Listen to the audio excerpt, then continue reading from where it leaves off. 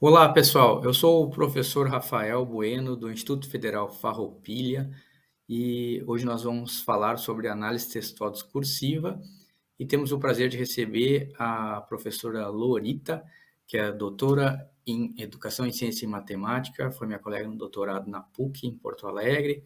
Hoje ela é professora da FACAT, então ela vai falar conosco sobre as etapas da ATD, da análise textual discursiva. Seja bem-vinda, Lorita, e a palavra é tua. Muito obrigada, professor Rafael, pelo convite. Me sinto muito feliz em poder contribuir, então, falando um pouquinho sobre este método de análise. Bom, então, basicamente, o professor Rafael me convidou para falar um pouco sobre as etapas, então, da análise textual discursiva. Em linhas gerais, esse é um método de análise qualitativa, que a gente vai poder usar para manifestações, sobre, por exemplo, história de vida, sobre experiências, sobre, enfim, sobre textos, né, também de outros materiais, né, de artigos, de teses, enfim, onde a gente vai fazer, então, se pode aplicar este processo. Bom, então o primeiro momento, então, né, vamos dizer assim, a finalidade, né, da análise textual discursiva é que a gente possa construir, então, em cima deste material que a gente tem ali, deste corpus, uma nova compreensão, né, deste todo. Nós iniciamos, então, pelo processo da unitarização. Então, nós vamos ter esse conjunto de materiais, enfim, de respostas de um questionário, ou manifestações, histórias de vida, né? Isso vai ser o nosso corpus. Esse nosso corpus, então, nós vamos desmembrar ele, né? Nós vamos fazer uma fragmentação desse corpus a partir de ideias que estão presentes ali. Nós vamos tentar separar, então, estas principais ideias, né? Como eu falei, a gente pode ter este material, esse corpus pode ser um texto de textos de artigos, de teses, dissertações, quando a gente está trabalhando, por exemplo, numa meta-análise ou numa revisão sistemática, né? Ou a gente pode ter lá dos nossos participantes da nossa pesquisa respostas, né, de perguntas que a gente realizou em algum instrumental, né? Então a gente vai ter esse conjunto, então, de materiais que vão formar o nosso corpus. Então o primeiro passo é a gente fazer esse desmembramento dessas ideias. Nós vamos separar essas ideias, fazendo a identificação, então, né? Isso é importante que a gente tenha presente, né? Qual foi a origem, né, ou é do participante, ou é de um artigo, ou de uma tese. Então, a gente vai usar nós, como pesquisadores, vamos ali determinar um modo de identificação, então, deste material, né? Bom, separado esse processo, né, que corresponde, então, ao processo da unitarização, nós vamos tentar passar para a segunda parte, né, que é a categorização. O que representa essa categorização? Nós vamos tentar estabelecer relações entre essas unidades, podemos chamar unidades de significado ou de sentido, da primeira etapa, que foi a unitarização. Então, ali, vamos supor, a gente vai ter 200 unidades de significado, 200 ideias, né, ou nem tantas, vamos dizer 50, 30, né, enfim. Nós vamos agora tentar estabelecer relações, aproximar elas, como essas ideias, elas se conectam, né? Há uma conexão, né? Então, de repente, 10 destas ideias, vamos supor que seja um universo de 30 unidades de significado. 10 vão corresponder a uma determinada, vai ser possível estabelecer uma relação entre elas, né? Elas vão se entrelaçar, digamos que outras 12 vão se entrelaçar também, uma outra ideia, e as 8 restantes numa outra ideia. Então, nós vamos ter ali as categorias. Para chegar neste processo de categorização, nós podemos usar categorias, modos diferentes de fazer isso. Nós podemos já sair com uma ideia pronta, né, de como a gente quer separar estas unidades de significado, né? Vamos imaginar que a gente já tem ali uma ideia. Eu uso um exemplo assim de um artigo que até foi com o professor Rafael que a gente construiu esse artigo. A gente, então, tinha manifestações de sujeitos participantes de um curso de formação e nós queríamos ver ali quais eram as possibilidades e desafios de uma determinada proposta. Como esses professores participantes viam isso, né? Que possibilidades e que desafios. Então, a gente já saiu com categorias já determinadas, né? Com, vamos dizer assim, caixas, onde a gente ia colocar aquelas manifestações, né? As unidades já direto nessas caixas. Íamos ler aquela manifestação, né? O que aquele determinado participante expressou, e íamos observar, isso aqui é uma possibilidade, isso aqui é um desafio. Então, nós íamos já alocando estas ideias, formando, então, categorias que a gente chama a priori, né? Onde a gente já vai com esta ideia pronta, o pesquisador já sabe de antemão como é que ele vai procurar, então, organizar essas unidades. E nós podemos ter uma categorização por emergência, né? Categorias emergentes. O que é a emergência? A gente vai se impregnar desse material, né? Vai ler muitas vezes, né? Talvez seja um processo inicial um pouco mais trabalhoso para os pesquisadores que estão iniciando o ATD. Então, a gente vai, aos poucos, se impregnando destas ideias que estão ali presentes nas unidades e vai tentando, então, estabelecer relações entre elas. Então, nós não sabemos de antemão que categorias vão emergir, né? Nós vamos ter que passar por todo esse processo para ver depois o que a gente vai ter ali. Então, é um processo mais rico, né? Mas que demanda mais, digamos, trabalhoso, mas o resultado que a gente vai ter, ele vai ser um resultado mais interessante, no meu ponto de vista. Não quer dizer que o pesquisador vá se adaptando e ele nunca mais vai fazer categorias a priori. Depende muito da pesquisa, né, do problema de pesquisa, do objetivo que ele tem, né, com aquele material, o que ele quer ali, onde ele quer chegar. Então, isso é bem importante. Então, esse processo, ele não vai ser... o processo de categorização, para a gente chegar nessas categorias finais, ele não é um processo que vai de cara, né? Logo já, eu fiz a unitarização, eu tenho as minhas unidades de significado, ou unidades de sentido, as ideias, então, que estão ali expressas, e aí eu já vou ter logo as categorias. Não, eu vou fazendo ali categorias iniciais, vou fazendo categorias intermediárias até que eu consiga ver, até que se esgote essa maneira de estabelecer relações e eu chegue, então, nas minhas categorias finais ou macro categorias, como o professor Maurivan Ramos sempre abordava, né? Ele gostava muito de usar esse termo, as macro categorias, que são as categorias finais. Bom, vão ser quantas categorias? Bom, isso vai depender do estudo. É importante que eu tenha sempre o foco, né, que seja o meu problema de pesquisa, ou o objetivo da minha pesquisa. Por isso é importante que o pesquisador tenha isso sempre muito próximo dele, para que ele possa, não fique perdido ali, né? Ele está lendo, mas afinal, o que ele quer daquele material? Que respostas para aquela pergunta, ou como ele pretende atingir os objetivos, né, para dar conta daquela pesquisa. É importante que ele tenha isso presente, escrito em algum lugar, enfim, bem chamativo para ele, para que ele possa sempre retornar e observar, bom, será que esta categoria, ela dá a resposta para o que eu quero, ela atinge os objetivos que eu me propus nesse estudo, né? Então, isso é muito importante.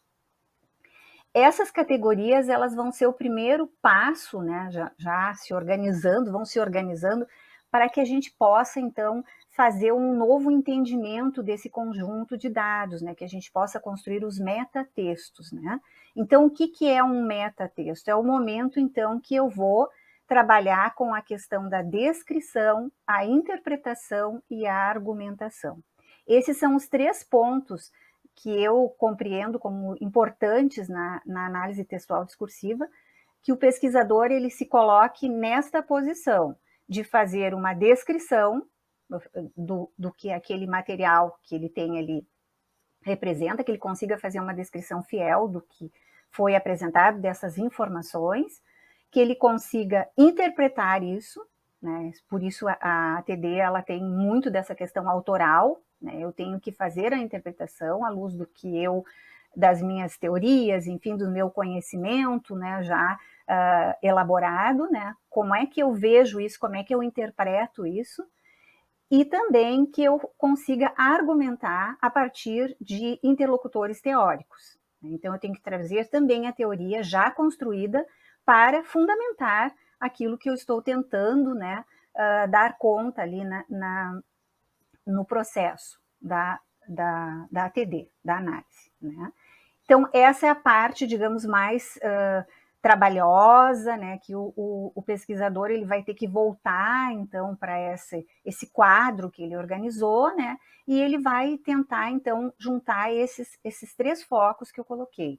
Descrever, interpretar e fazer, então, o processo da argumentação.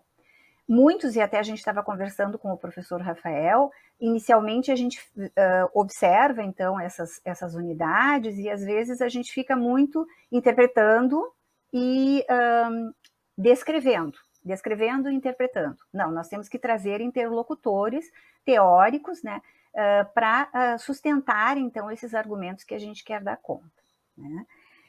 E aí a gente entra, então, nesse processo, né, da construção desse metatexto, que vai ser o processo de comunicação, então, desse novo entendimento, né? Porque o que a gente quer na análise textual discursiva? A partir daquele material ali, dar um novo entendimento, né, sobre aquele fenômeno com aqueles participantes ou com aquele material que eu tenho, né? Então, eu vou ter que me esforçar, né, para me fazer ser claro nisso, né, e com isto organizado, conectado com o nosso problema de pesquisa, né? Bom, e aí é o momento que o pesquisador ele ousa, né, trazer esses elementos, né? Ele tem que se apresentar, tem que ter a cara também deste pesquisador, como a gente falou ali, né, nesse momento. Vai ser um momento de teorização, né? É o momento de fechamento, então, de todo este processo, é a construção desses metatextos, né? Bom, agora, então, a gente vai tentar fazer um mix, né? Não sei se eu consegui, tentei ser o mais breve possível, né? Trazendo as 3 etapas, né? Então, eu tenho o corpus, né? Esse corpus, como a gente falou, ele pode ser, então, as histórias de vida, narrativas, enfim, relatos de experiência, respostas a um instrumental, textos, né, que a gente selecionou ali para essa que constituíram o corpus da nossa análise, né? E desse corpus, então, a gente vai separar em unidades, né? As ideias, né, que estão presentes ali, que é o processo de unitarização. Separadas estas ideias, nós vamos buscar uma relação entre elas, que é o processo de categorização. Feito isso, nós temos que expressar agora, né? Nós temos que teorizar em cima dessas categorias, né? Com esses 3 elementos que eu friso bastante: a descrição, interpretação e argumentação. Então, nós vamos escrever os metatextos, tá? E aí a gente vai ter, então, sempre focado no nosso problema de pesquisa. Aqueles metatextos têm que ser respostas à nossa pergunta ou uma maneira como a gente vai atingir aqueles objetivos, o objetivo que a gente se propôs para aquele estudo. Podemos, então, agora, de uma maneira bem simplificada, né, com uma maneira de síntese, então, do que falamos, trazer as etapas, então, da análise textual discursiva, né? Eu não falei ali, mas é um método de análise instituído, né, elaborado por 2 pesquisadores gaúchos, o professor Roque Moraes, em memória, que faleceu em 2012, a professora Maria do Carmo Galhazzi, então, que foram vamos dizer assim, os precursores, então, desse método de análise. O professor Maurivan Ramos, também em memória, que faleceu há uns dias atrás, ele também foi uma pessoa que colaborou muito, né, mas era um estudioso também, um entusiasta, né, da análise textual discursiva. Então, o primeiro momento, eu fiz aqui uma analogia com um quebra-cabeças, né? A gente vai ter lá no primeiro momento todas as peças, né? Elas vão estar ali misturadas, né? E a gente vai fazer, então, a separação delas, a unitarização. Feita esta unitarização, nós vamos começar já um processo de organização. Então, primeiro seria um caos, né? Depois a gente começa já um processo de organização desse caos, né? Então, ali tem um quebra-cabeça já sendo montado. E no final, a gente tenta, então, organizar o metatexto, que seria, então, esse quebra-cabeça já todo organizadinho. Vejam que tem muito da questão autoral, porque com aqueles mesmos dados, com aqueles participantes, enfim, com aquele corpus ali, eu posso estar fazendo um determinado metatexto que vai ser em função, fazer todo o processo em função do que eu já, dos conhecimentos que eu já tenho, né, das teorias que eu já construí ao longo da minha trajetória, enfim, né, então eu vou ter, é um processo autoral, né, é o momento que o pesquisador ele vai se mostrar com aqueles recursos, então, que ele construiu ao longo da sua trajetória. Depois, no segundo slide, eu passo, então, a mostrar, então, a partir desses dois pesquisadores, Pereira e Engsley, que eles... isso aqui é um recortezinho de um artigo deles, né, que trata, então, do ciclo, né, que primeiro a gente vai fazer uma desmontagem, então, desses textos, compreendendo, como a gente já falou e reforçou ali, né, da onde esse corpus se originou, né. Depois a gente vai tentar fazer um estabelecimento de relações, que é o processo de categorização, e aí a gente vai ter categorias iniciais, primárias, secundárias, enfim, a gente pode ter várias categorizações até que a gente consiga agrupar nas macrocategorias, né? E depois a gente vai ter captando o novo emergente, né? Que é a produção dos metatextos, que é a compreensão renovada desse todo. Nós vamos ter o que emergiu ali, o que é novo ali, né? Daquele material, então, que a gente fez a análise, que são os textos, né? Os metatextos, que são textos analíticos, então, que a gente já conversou anteriormente. Aí eu trago um exemplo no outro slide, né, de um texto, né, eu escolhi esse texto porque ele vai trazer ele tem a ver com língua portuguesa, não tem a ver com matemática ou ciências, enfim, mas ele tem ali no seu corpo ali um modo tabelas que vão mostrar bem direitinho como é que se dá o processo por emergência, né, e como é que se dá a categorização a priori. Então, qual era o objetivo desse trabalho, né? O objetivo desses pesquisadores era, então, elaborar uma síntese sobre a relação entre a formação estrito sensu e as concepções e práticas pedagógicas de professores que lecionam a língua portuguesa e literatura no ensino médio integrado. Não coloquei o integrado ali.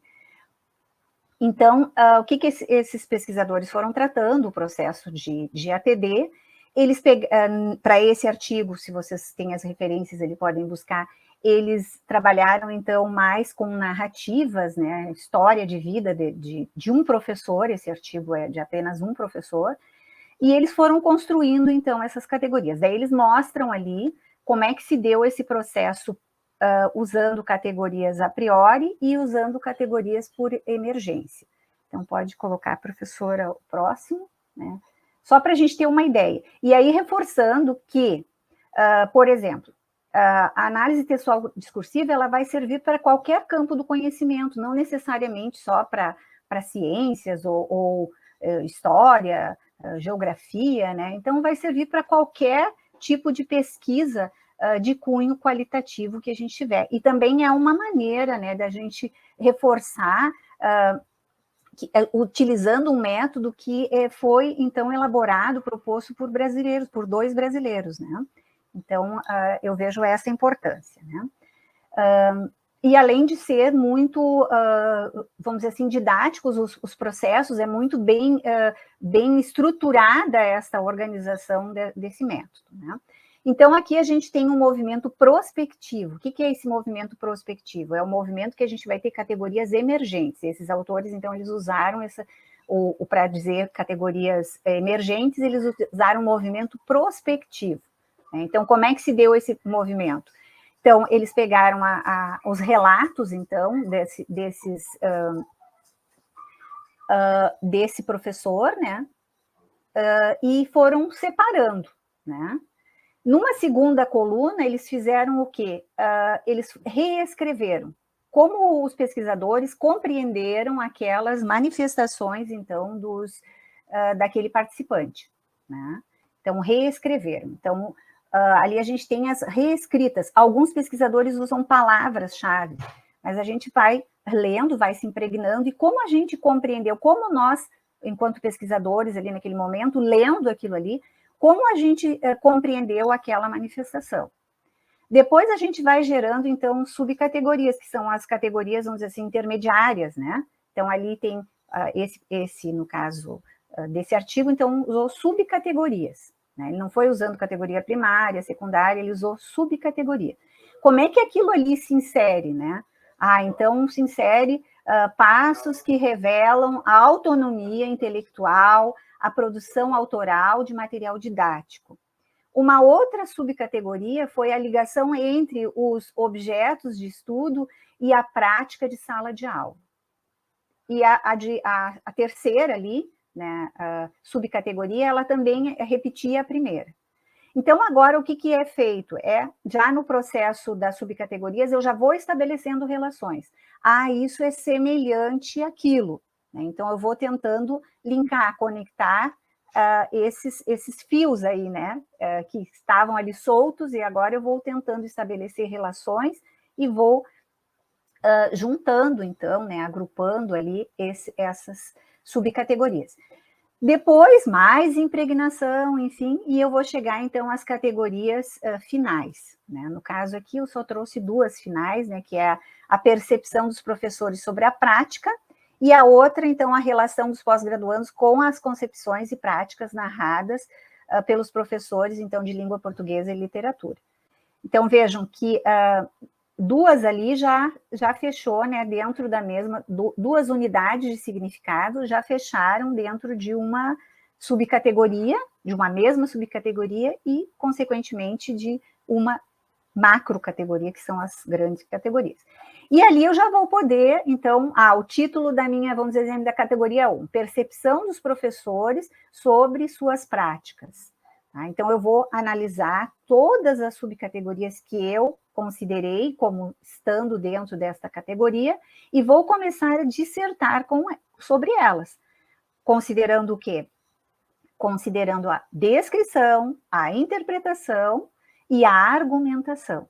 Né? Então, eu vou falando de cada uma dessas categorias, né, e as subcategorias que compõem, né, e vou construindo esses metatextos. Né?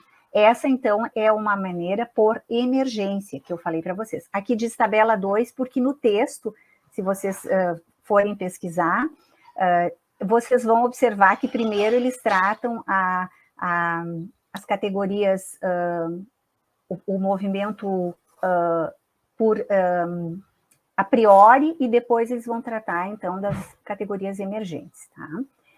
Então, agora na categoria 2, aliás, no quadro 1, então, que é o próximo slide, pode passar, professor. Então, aqui, o que aconteceu? Aqui foram a retrospectiva, né? O que aconteceu aqui? Um processo inverso, né? Os pesquisadores já vão de antemão, né, com algumas ideias, né? Vamos dizer assim, são hipóteses que esses pesquisadores tinham. Então, eles vão colocar lá já as caixinhas já prontas. Então, compreensão sobre a formação humana integral e compreensão, ali aparecem 3 unidades alocadas nesta caixinha, né? Eles poderiam ter utilizado só uma, né, só uma vez, né, mas eles repetiram ali, né? Então, vejam, compreensão sobre a formação humana integral, né? Então, eles colocam ali, a partir da leitura desse corpus, então, o que pode ser incluído ali? Tem preparar para o trabalho, mas o conceito do que é trabalho, né? Então, vão alocar ali. Mais uma sobre mais uma unidade de significado que pode ser alocada ali também. Né? Então, são caixinhas prontas, né? Um processo inverso, né? Eu vou organizando. Como eu falei anteriormente, para aqueles pesquisadores que ainda não têm essa habilidade, né, já tanta prática, né, isso é uma maneira de iniciar, né, por categorias, então, a priori. Então, uma outra categoria, eu quero a concepção de linguagem, gramática e ensino. Então, ali eu vou alocar unidades de significado, né, e reescrita ali também, sobre o que pode daquelas falas, né, daquelas manifestações que pode ser alocado ali nas concepções de linguagem, gramática e ensino. Né? E ali vou escrevendo, né? Essas categorias vão ser os títulos, então, dos metatextos. E a partir dali eu vou, então, teorizando. Então, eu acredito que, não sei se contribuir, né? Nós temos ali uma gama de referências, né? Se nós entrarmos no Google Acadêmico, nós temos muito material, não só da professora, dos autores propriamente dito, né? Mas nós temos o livro, né, chave, que é a Análise Textual Discursiva de Moraes Galhazi, tem a última edição, que foi de 2016, e a gente tem esse aqui, que é um livro que foi lançado em 2021, né? Que então é a professora Maria do Carmo Galhazi, o professor Maurivan Ramos e o professor, também em memória, agora sim, o professor Maurivan Ramos e o professor Roque Moraes. Aprendentes do Aprender, que aqui também ele vai tratar de uma maneira mais prática, né? Porque o primeiro livro, né, o livro-chave, ele é um livro que traz bastante os pressupostos, né, comparações, né, entre análise textual, onde é que se insere a análise textual discursiva, entre análise de conteúdo e análise de discurso, né, traça várias discussões ali, né, e traz esses pressupostos. E este livro traz, então, mais práticas, né, de como isso pode acontecer. Não sei se eu contribuí, né, me coloco à disposição se alguém tiver alguma dúvida, o professor, nesse quesito, né, das etapas, né, se eu puder contribuir mais, o professor Rafael pode disponibilizar o meu e-mail, né, e foi um prazer muito grande, né, e desejo que vocês façam muitas pesquisas utilizando o ATD, que é uma maneira de promover, como eu falei, pesquisadores, um método de análise brasileiro, né, muito importante e que pode ser aplicado em qualquer campo do conhecimento. Então, bons aprendizados para vocês, para todos nós, muita saúde, muito obrigada ao professor Rafael, né, e que tudo corra bem nas pesquisas de todos.